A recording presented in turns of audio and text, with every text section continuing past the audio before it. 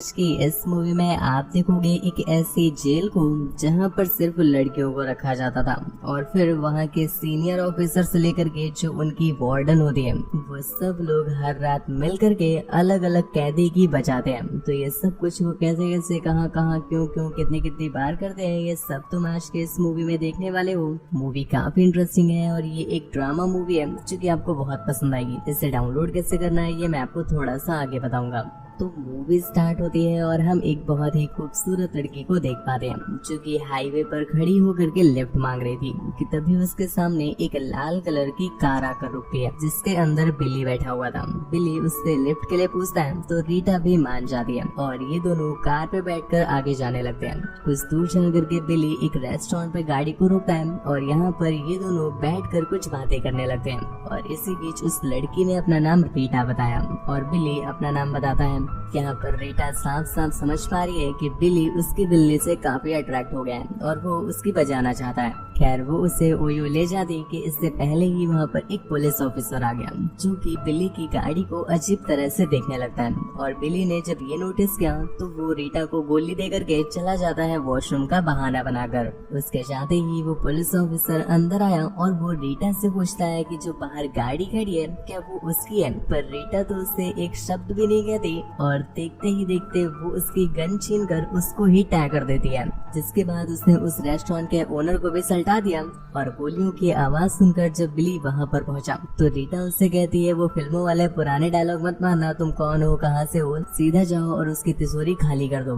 बिली भी उसकी बात मानकर उसकी तिजोरी के सारे पैसे निकाल लेता है और ये लोग एक दूसरी गाड़ी चुरा कर यहाँ से सीधा जाते हैं ओयो में, जहाँ पर पहले तो रीटा उसका मंजन करती है और फिर उसे अपनी गुफा में उतार देती है। जब अपना कार्यक्रम कंप्लीट करने के बाद ये बैठते हैं तब रीटा ने उससे बताया कि उसे पता है कि बिली एक चोर है। एक्चुअल में रीटा को बिली से एक काम है, इस वजह से वो बिली पर काफी दिनों से नजर रखे हुए हैं। उसे पता है कि बिली अपने नशे की आदत से परेशान है, इसी वजह से वो ऐसी चोरियां करता है और इसी नशे की वजह से उसकी वाइफ ने भी उसे छोड़ दिया है और फिलहाल बिली मुट्ठी चलाकर ही काम चला रहा है। आगे रीटा ने कहा कि मैं खुद एक क्रिमिनल हूँ और मुझे बैंक को लूटना है और तुम्हारी वाइफ जिस बैंक में काम करती है मुझे उसी बैंक को लूटना है। तो ऐसे में मुझे तुम्हारी बस कितनी हेल्प चाहिए कि तुम अपनी वाइफ से पता करके मुझे कुछ अकाउंट होल्डर्स की डिटेल्स ला दो। पर बिली ने उसे बताते हुए कहा कि इस समय तो वो मुझे अपनी नहीं दे रही है, डिटेल क्या घंटा देगी। ऐसे में इनके पास कोई ऑप्शन नहीं होता है तो ये दोनों डिसाइड करते हैं कि अब इन्हें ही किसी तरह से बैंक को लूटना पड़ेगा।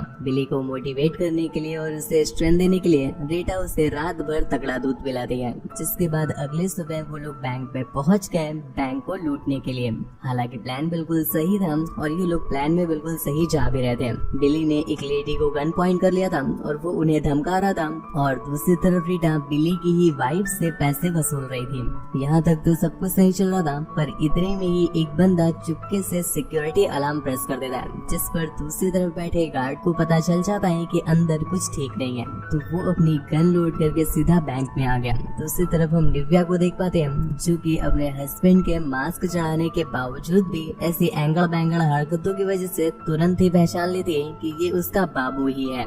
उसकी नजर जब गार्ड पर पड़ी जो कि बिली को ही निशाना बना रहा था तो वो तुरंत ही बिली को बचाने के लिए चीख पड़ती है और सही समय में बिली ने भी उस गार्ड को शूट कर दिया। अब एक पल के लिए तो आसपास के लोगों को ये लगने लगता है कि शायद निव्या भी इन लोगों के साथ मिली हुई है। हालांकि ये लोग निव्या को गन पॉइंट करके अपने साथ ले जाने लगते हैं ताकि उन्हें रास्ते में कोई प्रॉब्लम ना आए। पर दूसरी तरफ बैंक वालों को अब ये लग रहा है कि निव्या भी उनके साथ मिली है, तभी वो उनके साथ जा रही है। गन की आवाज सुन करके कुछ ही देर में पुलिस भी वहाँ पर पहुँच गई थी और वो उन्हें रुकने के लिए कहती है, पर ये दोनों तो रुकने के प्लान में ही नहीं थे। जिसके बाद ये सारा पैसा गाड़ी में डालते हैं और निव्या को वहीं छोड़कर भाग रहे थे। पर इतनी में ही एक पुलिस ऑफिसर बिली पर निशाना तान देता है। दूसरी तरफ निव्या जब ये देखती है तो काफी डर जाती है और उसने उसे बचाने की कोशिश की पर अनफॉर्चुनेटली उसे गोली लग ही जाती है। जिसके बाद रीटा अब रिस्क नहीं लेना चाहती तो वो भी निव्या को कार में डाल करके वहाँ से भागने लगती है। पुलिस को भी अब ये लगने लगा है कि निव्या उनके साथ मिली हुई है। हालांकि रीटा भागने की काफी अच्छी कोशिश करती है पर अनफॉर्चुनेटली निव्या की ऐसी हरकतों की वजह से उसकी गाड़ी ठुक जाती है और वो पकड़ी गई। दूसरी तरफ बिली ने भी अपना दम तोड़ दिया था। खैर सीन यहीं पर कट हो गया और फिर सीन स्विच होता है एक जेल की तरफ। पहले इस जेल के बारे में थोड़ा सा ज्ञान ले लो कि यहाँ पर वार्डन से लेकर के ऑफिसर तक सब साले एक नंबर के प्यासे हैं। और यहीं पर हम देख पाते हैं एक कैदी को जिसका नाम शीला है। और दोस्तों ये शीला की जवानी नहीं बल्कि इसकी मर्दानी है, क्योंकि ये 6 फीट लंबी शीला ने पूरे जेल में अपना भौकाल मचा रखा है। और जेल की हर एक कैदी शीला से डरती है। इवन अगर वो पलटा के लेने को भी बोल दें तो सारी उसे देने लग जाती है। हफ्ते की बात कर रहा हूँ। यहाँ पर शीला उनसे हफ्ता लेती है, फिलहाल हफ्ता ही, इसके अलावा वो और कुछ ले भी नहीं सकती। यहीं पर हम एक और कैरेक्टर का इंट्रोडक्शन करा देते हैं। तो इसका नाम एमी है और ये एक नंबर की सुट्टेबाज है। इसको दिन भर फूकना ही पसंद होता है और यहाँ पर जेल में ये फूकने का व्यापार करती है। मतलब जो कैदी है उन्हें फूकने का आइटम ला कर देती है और उनसे पैसा लेती है। इसकी शीला के साथ अच्छी दोस्ती है और जब यहाँ पर निव्या लाई जाती है तो एमी की भी उसके साथ अच्छी दोस्ती हो जाती है। कुछ ही देर में रात हो गई और निव्या यहाँ पर पहली बार आई है तो उसे नहीं पता कि यहाँ पर रात में क्या कार्यक्रम होता है। हम देख पाते हैं इस जेल की जो वार्डन है उसके अपने अलग ही रंगीन शौक है। उसे लड़कियां पसंद है और हर रात वो अलग अलग बिल्लियों का टेस्ट लेती है।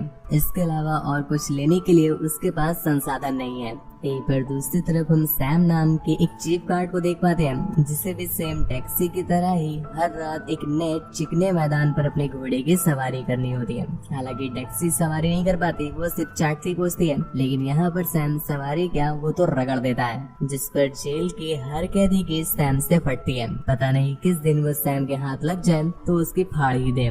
खैर अगर तुम्हें लग रहा है कि इस जेल में इतनी ही बवासीर काफी है तो हम आपको बता दें कि ना इसके अलावा एक और बवासीर चलती है यहाँ पे जिसका नाम है काला गोरा। वो तो गोरू का भी काला ही होता है।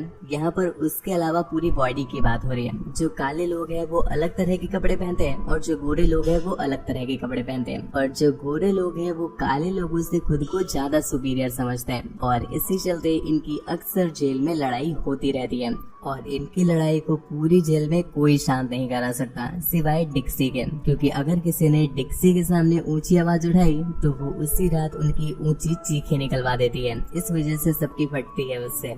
ऐसे करते करते दिन कटते जा रहे थे और एक दिन हम देख पाते हैं इस जेल में कोई नई कैदी आई है। हालांकि हमें उसका चेहरा नहीं दिखाया जाता पर वो इस जेल में किसी को ढूंढ रही है और कुछ ही देर में उसकी तलाश खत्म होती है निव्या से। वो उसके पास जा करके उसके हाथ में एक धारदार हथियार घुसा देती है और हम देख पाते हैं ये कोई और नहीं, ये तो रीटा थी। क्योंकि रीटा को ये लगता था कि उस दिन जो वो पुलिस के हाथों पकड़ी गई थी उसका रीजन निव्या ही थी। उसकी ही ऐसी हरकतों की वजह से गाड़ी ठुक गई और पहली बार ऐसा हुआ कि रीटा पुलिस के हाथों लग गई। इस वजह से वो अब उसे अपना दुश्मन मानती है और वो उसे जान से मारना चाहती है। यहाँ पर वो उसे ऑलमोस्ट निपटाने ही वाली थी कि इतने में ही शीला उसे रोक लेती है। परंतु यहाँ पर हम देख पाते हैं रीटा को छुड़ाते छुड़ाते शीला के भी पसीने छूट जाते हैं और ये चीज सभी लोग नोटिस कर लेते हैं, क्योंकि पहली बार ऐसा हुआ था कि कोई शीला का भी कॉम्पिटिटर नजर आ रहा हो। ये चीज डिक्सी ने भी नोटिस कर ली थी। तो वो एक दिन रीटा को पोपचे में अपने ऑफिस में बुलाती है और यहाँ पर उससे कहती है कि देखो यार मैं शीला से बहुत परेशान हो गई हूँ। अगर कोई लड़की उससे हफ्ता नहीं देती है तो वो तो उसे टाई ही कर देती है। ऐसे में यार मुझे रात में मजा नहीं आता, इस वजह से मैं चाहती हूँ कि तुम शीला की जगह ले लो। तुम बस उनसे हफ्ता लिया करना और बस उन्हें मारा पीटा करना, इतना नहीं कि उन्हें टाई ही कर दो। कम से कम हमारे लिए गुफाओं का जुगाड़ तो होता रहेगा। शीला उसकी इस बात के लिए मान जाती है पर उसने भी अपनी शर्त रखी कि उसे निव्या के फड़वे लगते हुए देखने हैं। डिक्सी ने भी इस बात के लिए उसे वादा दिया, जिसके अगले दिन रीटा और शीला दोनों के बीच फिल्म पाली स्टार्ट हो जाती है। और इस बीच शीला तो काफी भयानक दिख रही थी, परंतु रीटा का तो ये विकराल रूप हमने पहली बार देखा था। वो शीला की पलटा के अच्छे से ले लेती है और फाइनली यहाँ पर शीला बेहोश हो गई। जिसके बाद इस फाइट की विनर रीटा को घोषित कर दिया जाता है और अब यहाँ पर रीटा बन गई है इस जेल की कालीन भैया। जी हाँ, बाहुबली।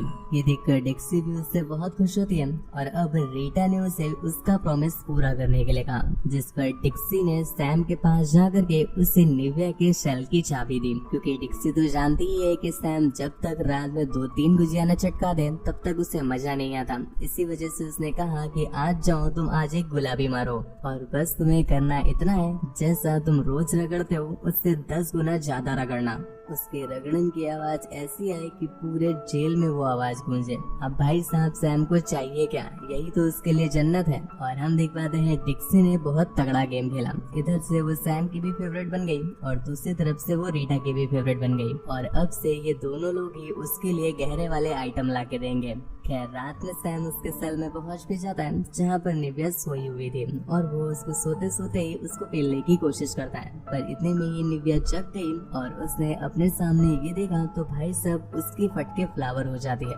जिसके तुरंत बाद ही वो उस पुलिस ऑफिसर को दूर करने लगी। परंतु वो इतनी आसानी से दूर होगा क्या, उनके बीच फाइट होने लगी और इस बीच निव्या उस पुलिस ऑफिसर के ही अच्छे से लगा देती है। वो आया था निव्या को देने के लिए पर उसकी लेके चला जाता है, चोट लेके चला जाता है। अगले दिन रीटा को सैम की हालत के बारे में जब पता चला तो वो इसकी शिकायत करने के लिए डिक्सी के पास पहुंचती है। उसने कहा कि मैंने निव्या के फड़वे लगाने के लिए गए थे, तुमने तो अपने ही ऑफिसर के लगवा दिए। डिक्सी ने उससे माफी मांगते हुए कहा कि तुम बस मुझे एक और चांस दे दो, इस बार तो निव्या के बिल्कुल गहराई से लगेंगे, पर उसके लिए मुझे तुम्हारी भी हेल्प की जरूरत होगी, प्लीज तुम मेरी थोड़ी सी हेल्प करो। अब बात निव्या के एल लगाने की है तो रीटा तो हर तरह से उसके साथ में है। डिक्सी ने उससे कहा कि इस समय मेरा सबसे बड़ा कॉम्पिटिटर सैम है, क्योंकि वो मेरी वाली लड़कियां खा जाता है तो ऐसे में मुझे गहरे वाले मजे नहीं मिल पाते। तो बस तुम मेरे इस प्लान को फॉलो करो ताकि सैम मेरे रास्ते से हट जाए। जिसके बाद रीटा उन ब्लैक वाली लड़कियों के पास जाती है और उनके पास जाकर के वो उन्हें सैम के खिलाफ भड़काने लगती है कि जो सैम है वो गोरी वाली लड़कियों के लिए बहुत डिसेंट है और वो उनके लिए बहुत सारी चीजें करता है, पर वो ना तो तुम्हारे लिए कुछ करता है और तुम्हारी तो और तगड़े से बचाता है। उनके लिए ये सारी बातें सुन करके उनके अंदर गुस्सा भर जाता है और वो सभी लोग अब सैम के फड़वे लगाना चाहती हैं। एक साथ इतनी सारी भीड़ सैम की तरफ उसकी लेने के लिए जब बढ़ती है तो सैम की भी जान और दोनों ही फट जाती है और वो तुरंत ही वहाँ से भागने लगता है, पर वो ज्यादा दूर तक उनसे भाग नहीं पाता। जिसके बाद वो उसे वहीं पर पलटाकर पेलने लग जाती है। वो उसे इतना पेलती है कि सैम टैम हो जाते हैं और इनका गुस्सा अब डेक्सी को देख करके और भी ज्यादा भड़क जाता है। दूसरी तरफ पुलिस फोर्स उन्हें रोकने की कोशिश कर रही थी, पर वो लोग भी उनके गुस्से के आगे कमजोर पड़ जाते हैं और डेक्सी को भी पकड़ के वो लोग उसकी भी ले ही लेते हैं, जान ले ही लेते हैं। मौके का अच्छा फायदा उठाते हुए रीटा भी एक गन का जुगाड़ करके निव्या की बजाने चल देती है। उससे बचने के लिए निव्या बेसमेंट में आ गई और भागते भागते वो एक इलेक्ट्रिक कंट्रोल वाले रूम में चली जाती है। उसे अंदर जाते हुए रीटा ने भी देख लिया था तो वो उसे मारने के लिए उस रूम में पहुंच गई, पर अनफॉर्चुनेटली जब इनके बीच लड़ाई हो रही थी तो निव्या उससे धक्का दे देती है, जिस वजह से वो एक इलेक्ट्रिक सर्किट में जा गिरी और करंट लगने की वजह से उसकी भी वहीं पर नैया दैया हो जाती है।